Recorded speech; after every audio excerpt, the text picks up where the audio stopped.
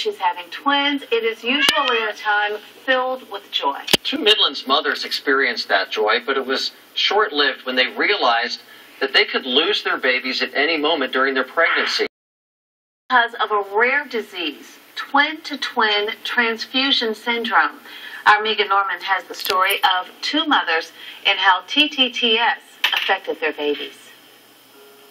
And I just remember bawling and thinking, this is not the way it's supposed to be. You're supposed to see your baby the first time and have all these emotions of joy and love, and this was your offspring. And for me, it was terrible. Renee Bixler didn't know if her two little girls, Peyton and Addison, who were born 3 months early, would make it. It looked like every horrible medical movie you'd ever seen. My little teeny tiny babies this big had wires and pick marks from needles, and you could literally see right through their skin. Peyton was born first at 2 pounds 7 ounces. Addison came a minute later at 1 pound 12 ounces. It's common for one twin to come out a little larger than the other, but Bixler's babies suffered from twin-to-twin transfusion.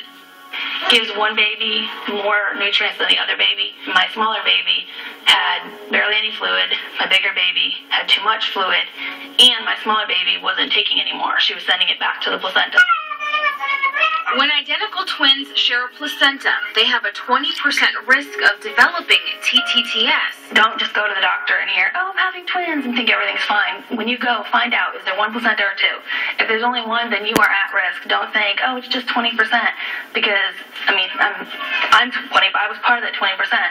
Yeah. So was her friend, Alexa Big Wharf. I just thought, well, it's my third pregnancy, and I've got two babies in there. Of course, my stomach's going to hurt, my back's going to hurt. I'm going to feel really full. But, in fact, those could have been indicators that something was going on. Big Wharf did not know that surgery was an option that could have helped. I think there is a huge lack of understanding and awareness in the OB community that there were earlier ultrasounds, more frequent ultrasounds. If doctors knew more information about it or knew well enough to send us to a specialist. When she delivered her twins, Karis was just over 1 pound and Catherine was 4 pounds, bloated with fluid. Catherine's little body was underdeveloped and could not handle all the stress. We held her for, it was only probably 30 seconds or a minute before she was gone. Even though Catherine is gone, she'll never be forgotten.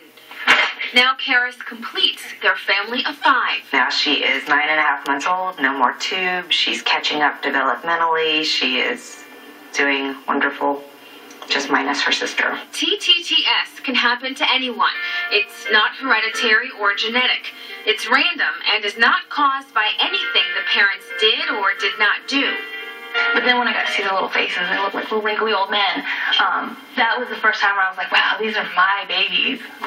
They weren't perfect. They weren't pudgy, bouncing little bundles of joy, but they were mine, and that's how God gave them to me. Well, Renee and Alexa are part of a TTTS support group, and they have a page on Facebook.